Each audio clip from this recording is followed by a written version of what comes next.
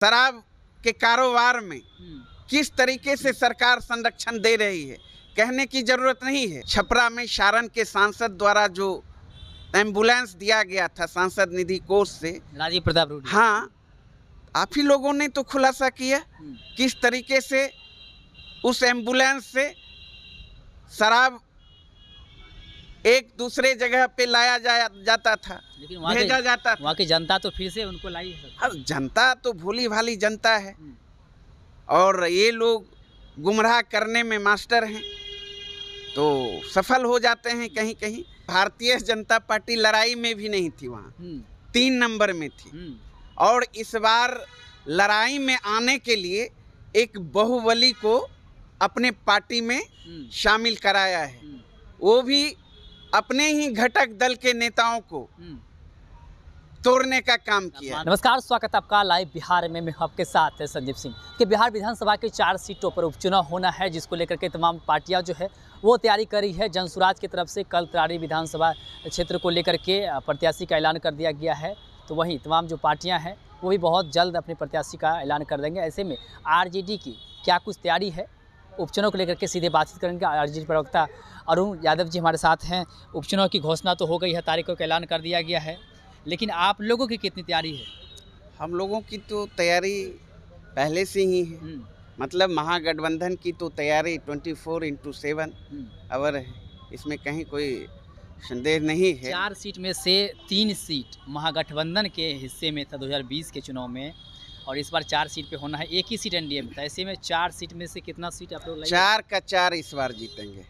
इस बार उपचुनाव में खाता खुलने नहीं जा रहा है एनडीए का, लेकिन एक नई पार्टी का एंट्री हुआ है जनसुराज का, और कल भी प्रत्याशी का ऐलान कर दिया है। तरारी विधानसभा क्षेत्र के लिए एसके सिंह को उम्मीदवार बनाया है, रिटायर्ड लेफ्टिनेंट जनरल।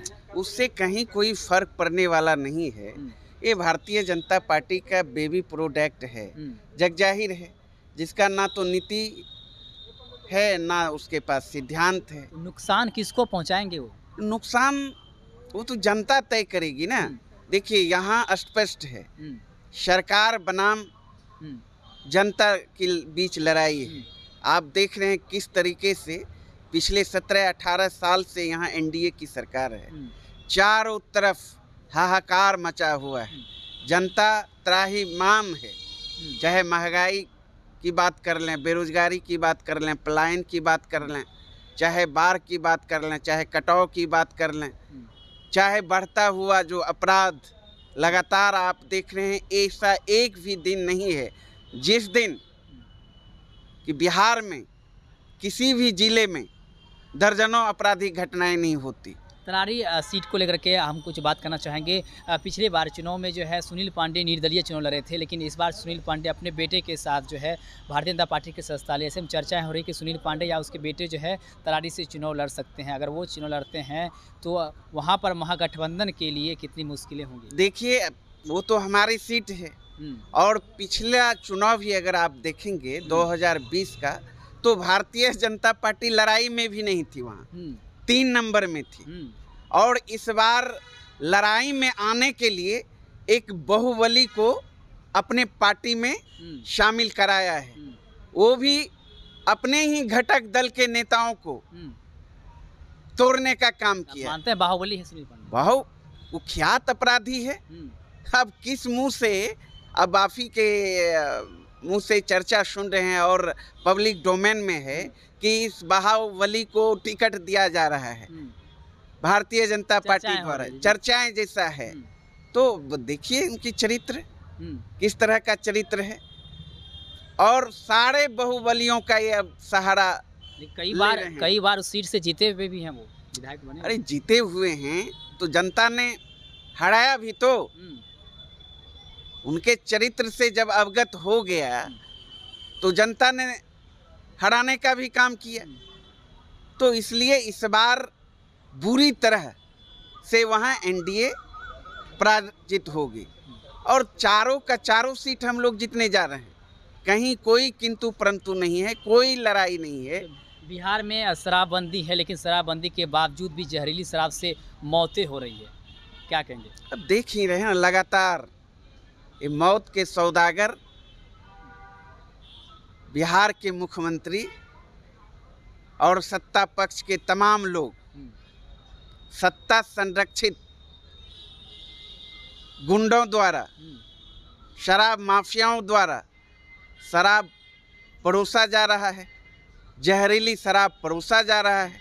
आप देख रहे हैं छपरा में और पिछले 2 दिन के अंदर 27 तो आधिकारिक सूचना है जी 50 से अधिक लोग की जान चली गई जहरीली शराब पीने से।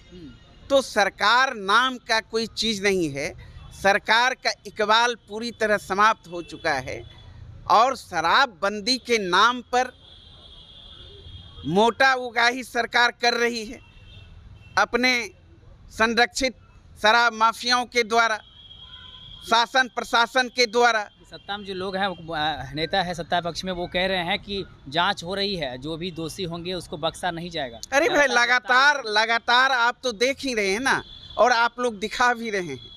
इतिहास को अगर देखेंगे तो लगातार सत्ता संरक्षित लोग पकड़ा रहे हैं शराब के कारोबार में। किस तरीके से सरकार संरक्षण दे रही है कहने की जरूरत नहीं है।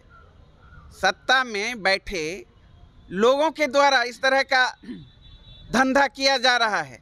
आपको याद होगा छपरा में सारण के सांसद द्वारा जो एम्बुलेंस दिया गया था सांसद निधि कोष से, राजीव प्रताप रूडी। हाँ, आप ही लोगों ने तो खुलासा किया किस तरीके से उस एम्बुलेंस से शराब एक दूसरे जगह पे लाया जाता था, लेकिन भेजा जाता था। वहाँ की जनता तो फिर से उनको लाई है। अब जनता तो भोली भाली जनता है और ये लोग गुमराह करने में मास्टर हैं, तो सफल हो जाते हैं कहीं कहीं। लेकिन इन लोगों का चरित्र उजागर हो चुका है। आपने देखिए ना, सरकार थी एनडीए की, राम सूरत राय मिनिस्टर थे बिहार सरकार में, उनके विद्यालय से, निजी विद्यालय से कितना कार्टून शराब बरामद हुआ आपने देखा। तो ये सारे लोग सत्ता संरक्षित लोग शराब परोस रहे हैं, जहरीली शराब परोस रहे हैं और आम आवाम का, निरीह लोगों का जान जा रहा है और सरकार मूक दर्शक बनी हुई है। चलिए, बहुत बहुत धन्यवाद बातचीत करने के लिए। तो हमारे साथ बातचीत कर रहे थे आरजेडी प्रवक्ता अरुण यादव जी ने साफ साफ कहा है कि बिहार में शराब बिक रहा है, लेकिन सरकार मूक दर्शक बने हुए हैं, मौतें हो रही है। साथ ही साथ उपचुनाव को लेकर के हमने बातचीत किया, साफ साफ कह रहे हैं कि सुनील पांडे हो या कोई भी हो, ये लोग आपराधिक किस्म के लोग हैं।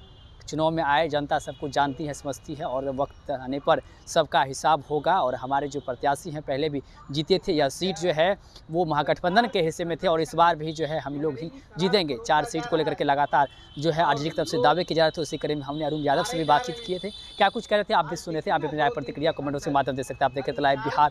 बहुत बहुत धन्यवाद।